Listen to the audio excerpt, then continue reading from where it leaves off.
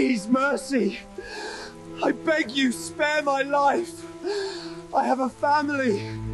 The rain fell like a punishment that night. Seoul's back alleys swallowed light whole, and Kang Min-jae stood at the center of that darkness like he had always belonged there. His coat was dry. His hands were steady. The young man kneeling before him in the filth and the rain was shaking so hard his teeth clicked together like broken glass. I swear I didn't talk to the police. I swear. Min-jae said nothing. He never did. Words were for people who needed to justify themselves, and he had stopped needing justification a long time ago. He gave one slow nod to the man standing behind him, and then it was over. Just like that. He stepped over the body the way another man might step over a puddle. She appeared at the mouth of the alley before he reached the street. A woman in her 50s, wearing the kind of grief that doesn't wash off. She must have been watching from somewhere close. Her eyes found his immediately, and she walked straight toward him the way only the truly devastated or the truly fearless ever walked toward Kang Min-jae. "That was my son," she said. His men tensed. No one spoke to him like this. No one stayed standing this close. But Min-jae held up one hand, and they froze. He looked at her. Really looked. Her face was a ruin of tears and something older than anger. She wasn't asking for mercy. She wasn't bargaining. She was simply delivering something to him, the way a priest delivers last rites. "One day," she said, her voice low and unbending, "you will lose someone you love. And when that day comes, you will remember me." Silence. The rain fell between them. "I don't love anyone," he said. He walked past her into the dark. His mansion sat at the top of a hill like a crown no one wanted to wear. Every room was expensive and cold. Staff moved through the halls like shadows trained not to exist. And Min-jae preferred it that way. Order. Silence. Control. He ate alone. He slept 4 hours a night. He signed documents that moved money across 3 continents before sunrise. He had built a world so perfectly sealed that nothing unexpected could enter it. He believed that completely.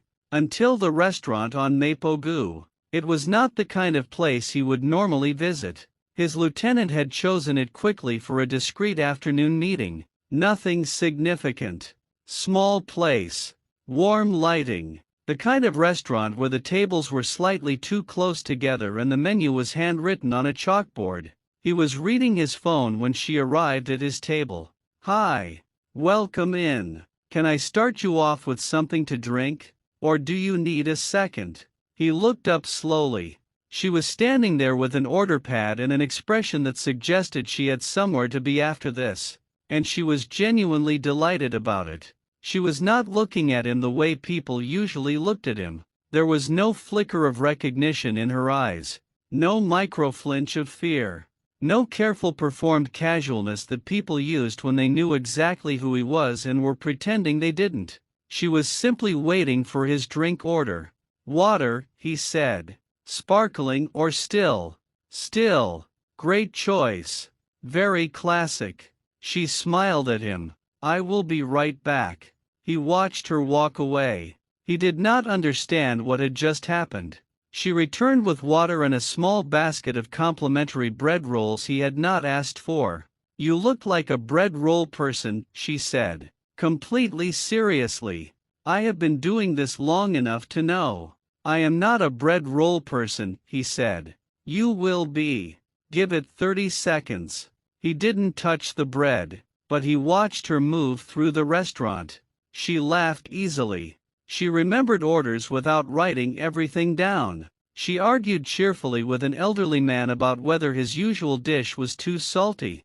And she was clearly winning. And the old man was clearly enjoying losing. She treated every table the same. Warm. Present. Like wherever she was standing was the only place in the world she needed to be. Min-jae's lieutenant arrived and began briefing him. Min-jae nodded at appropriate intervals. His eyes tracked back to her without permission. When he stood to leave, she appeared again. "Come back soon. Bright. unbothered, like it was just something she said to everyone. He paused at the door. She was already at the next table, laughing at something, completely unaware of the pause she had caused. Kang Min-jae stepped outside into the gray afternoon. He told himself it was nothing, an anomaly, a woman who didn't know any better. He would not be returning to a restaurant in Mapogu. He had 47 other problems demanding his attention before nightfall. He was back the following afternoon. He didn't examine why. He told himself it was convenience. The restaurant was close to a building he had business in. The food was acceptable. The corner table by the window gave him a clear sightline to the entrance. These were rational reasons, practical reasons. Kang Min-jae had built his entire life on rational practical reasons, and he was not about to stop now over a woman who brought him bread rolls without asking. He came back on Tuesday, then Thursday, then every day. A routine formed the way rivers form, not by force, by repetition, by the quiet insistence of water finding the same path until the path becomes permanent. She learned his order before he gave it. Still water. No ice. Whatever the soup of the day was. Because she had caught him reading that section of the menu once and filed it away without comment. She arrived at his table with the efficiency of someone who had already decided what he needed, and the warmth of someone who genuinely wanted to provide it. He didn't know what to do with that. He was not accustomed to being read. He was accustomed to being feared, which was a different thing entirely. Fear kept people at a careful managed distance. It maintained clean borders. But Yara moved through his borders like they were suggestions. Like she had looked at the walls he had spent decades building and found them mildly interesting but not personally relevant. "You are back," she said one afternoon, setting down his water with a small satisfied nod. "I have business nearby. You said that last week. It is ongoing business." She smiled. Not mocking. Something warmer than that. Like she had decided to find him charming rather than guarded. And the decision was final. "Whatever you say, Min-jae." His name in her mouth. She had started using it without ceremony. The way she used everyone's names. Like names were gifts she enjoyed giving back to people. His men called him boss. His enemies called him nothing to his face. His own mother in her last years had spoken his name with a kind of exhausted love he had never known how to receive. Yara said it like it was just the word for him. Simple. Direct. Human. He found himself looking forward to it in a way he refused to inspect too closely. The conversations grew longer by increments so small he almost didn't notice. First it was 30 seconds while she waited to see if he needed anything else. Then it was 5 minutes during a slow afternoon when no other tables needed her. Then it was her break. A full 20 minutes where she sat across from him without asking permission and talked about whatever the day had brought her. A difficult customer. A new item they were testing on the menu. Something funny the elderly regular had said about his wife. He contributed little. She didn't seem to mind. "You are a good listener," she told him once. "I am not listening. I am waiting for you to finish." She laughed. Full and unguarded. The kind of laugh that fills a room before the person doing it even realizes. 2 tables over people smiled without knowing why. "Sure you are," she said. He looked away, but the corner of his mouth moved. Just barely. Just once. She teased him constantly. About the bread rolls he publicly refused but she had caught him eating. About the way he sat with his back always to the wall. About the fact that he never looked at the menu even though she knew he read it before she arrived. He never confirmed anything. She never needed him to. There was a comfort building between them that he had no framework for. He had sat across from dangerous men and read every flicker of their intentions. He had negotiated in rooms where the wrong word meant consequences no one would survive. He understood power and threat and leverage with a precision most people never develop. He did not understand this. This warmth. This ease. This woman who made him feel like the most ordinary man in the room and somehow made that feel like relief. It was a quiet Wednesday evening when everything shifted. The restaurant was nearly empty. Outside, the rain moved across the windows in long silver sheets. She had brought him tea instead of water without explaining why, and he had accepted it without objecting, which was its own kind of landmark. They had been sitting in comfortable silence for several minutes, which was something he had not known was possible with another person until her. "Can I ask you something?" she said. He didn't say no. That was answer enough. "Do you have anyone? Like people, family, friends?" She tilted her head. "Anyone who just sits with you." The question was simple. The answer was complicated. He looked at the rain. "No," he said. "Does that bother you?" It didn't used to. She heard what was inside that sentence. He could tell by the way she went slightly still, the way she did when something mattered to her. "You know," she said carefully, "you don't have to be what you have always been. Forever." He looked at her then. "People like me," he said, "don't get normal lives." She didn't flinch. She didn't qualify. She held his gaze with a steadiness that had nothing to do with courage and everything to do with conviction. "That is not true," she said. "You don't know what I have done. I know what you are doing right now." She leaned forward slightly. "You are sitting in a restaurant drinking tea in the rain and talking to someone. That is pretty normal, Minjae." A pause. "Everyone deserves love. Even people who have forgotten how to want it." Silence. The rain. Something moved in his chest. Not dramatically. Not like a breaking. More like a door that had been sealed for so long the frame had warped, and someone had just pushed it. Gently. From the other side. He said nothing, but he didn't disagree. And for Kang Min-jae, that was everything. He started thinking about her at the wrong times. In the middle of briefings that required his full attention. In the back of cars moving through the city at midnight. In the brief gray minutes before sleep arrived, which had always been empty before and were no longer empty now. She was there. Her laugh. The way she tilted her head. The unhesitating calm of her voice when she told him he deserved love. Like it was simply a fact she was correcting him on. He delegated more. His lieutenants noticed without speaking. Jobs that would previously have required his presence. Collections. Negotiations that relied on his particular kind of persuasion. Were handed down the chain with quiet instructions.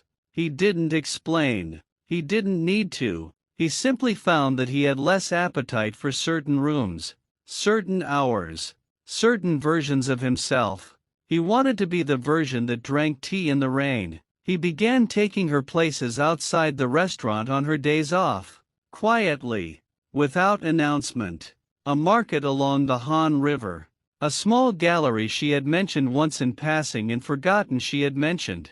A walk through a neighborhood where the street food was, according to her, scientifically perfect. He experienced for the first time in his adult life an afternoon with no agenda. She bought him a paper cup of fish cake soup from a street cart and handed it to him like it was the most natural thing in the world. He stood on a bridge over the Han River, eating street food from a paper cup while the city moved around them. And he thought, "I have never done this before." He thought, "I did not know this was available to me."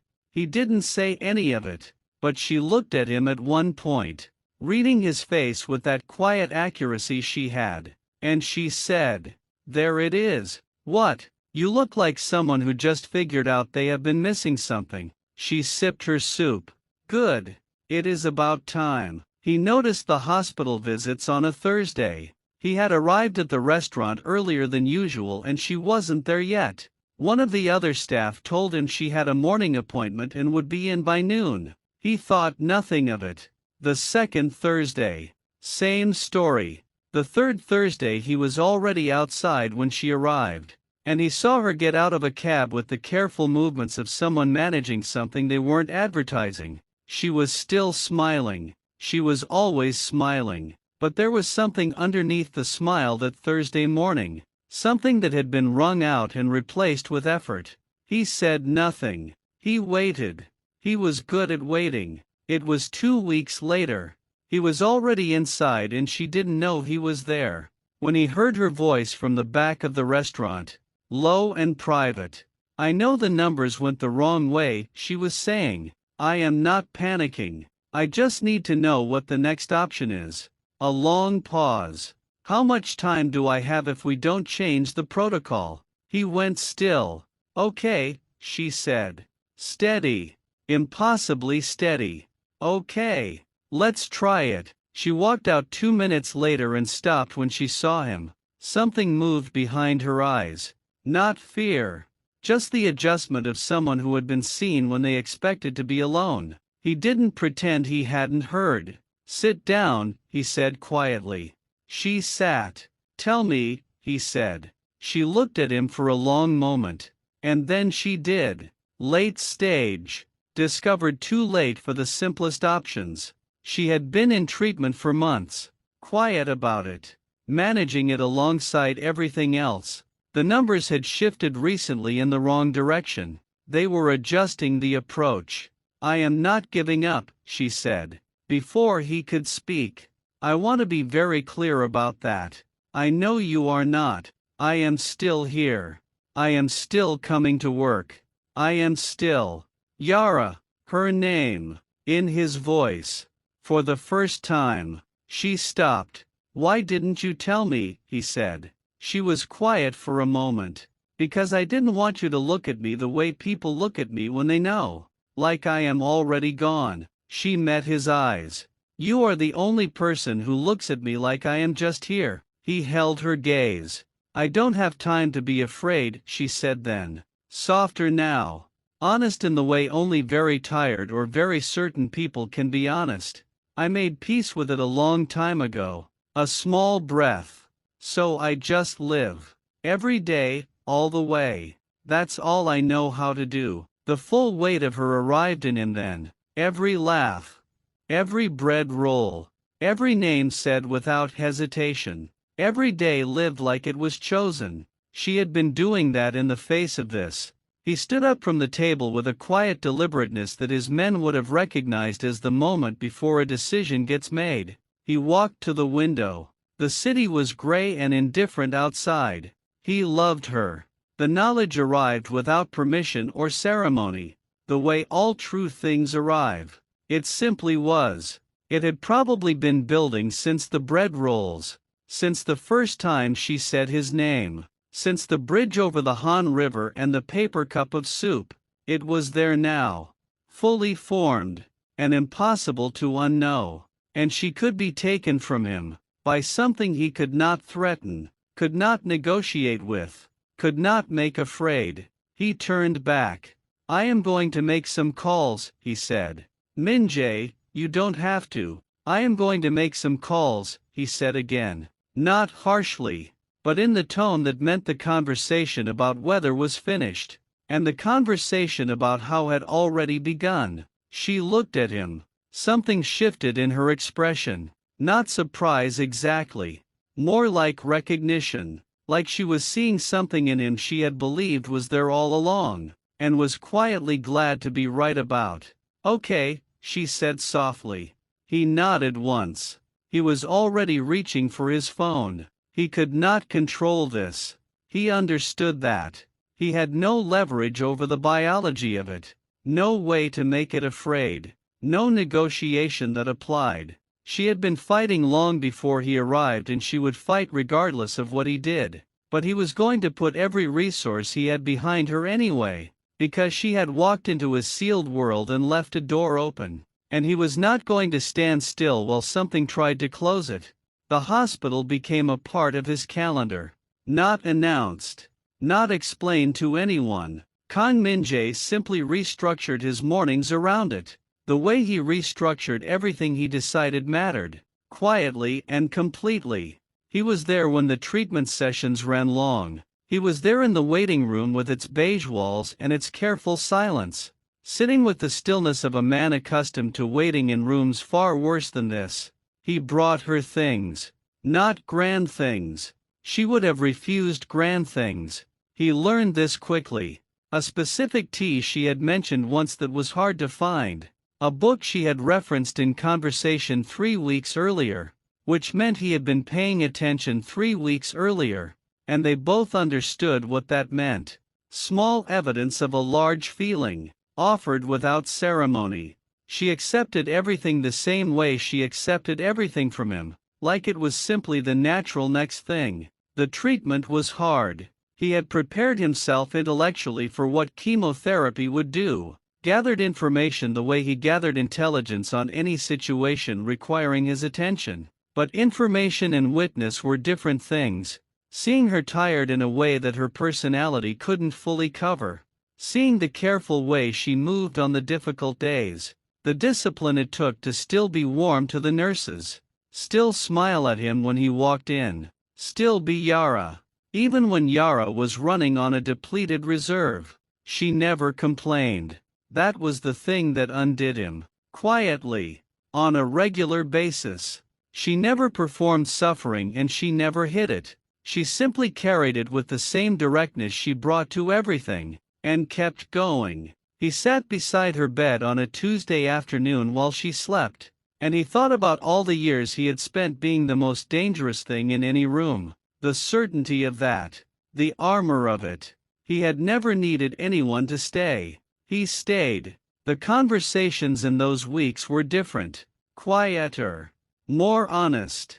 The teasing was still there. She was constitutionally incapable of not teasing him, but underneath it now was something open. Something that had decided not to protect itself. "What were you like as a kid?" she asked him one evening. He considered not answering. Old reflex. "Quiet," he said. "Angry. Trying to figure out which direction to point it. And you pointed it wrong." Not a question. She had never pretended not to understand who he was. "Yes," he said. "Do you regret it?" He looked at her. At the 4 line. At the window with its view of an ordinary Soul Street. "I didn't used to," he said. "I do now." She reached over and took his hand. Just like that. He looked down at it. Her hand over his. The same way he had the first time. He still didn't move. He still didn't pull away. "That is enough," she said softly. "Regretting it is enough."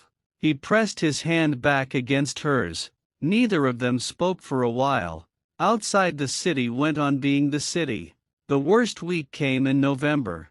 Her numbers dropped. The treatment wasn't holding the way the doctors had hoped. There were new conversations about new approaches.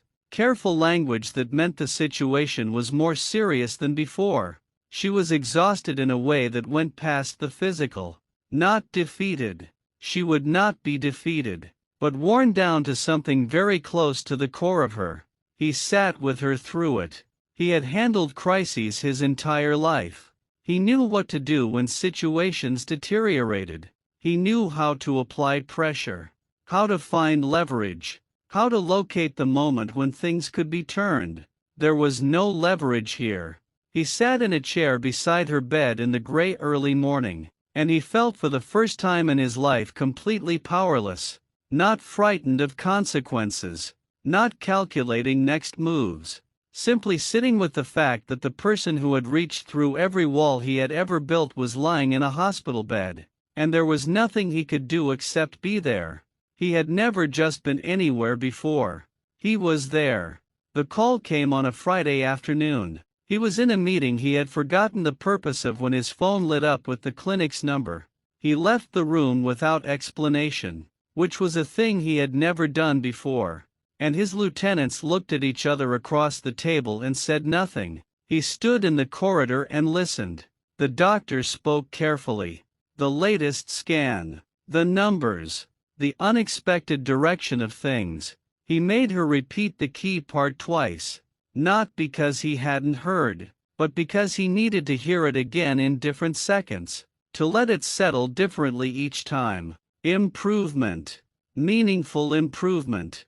Her body was responding in a way that the clinical language tried to stay measured about and couldn't entirely contain. He stood in the corridor for a long time after the call ended.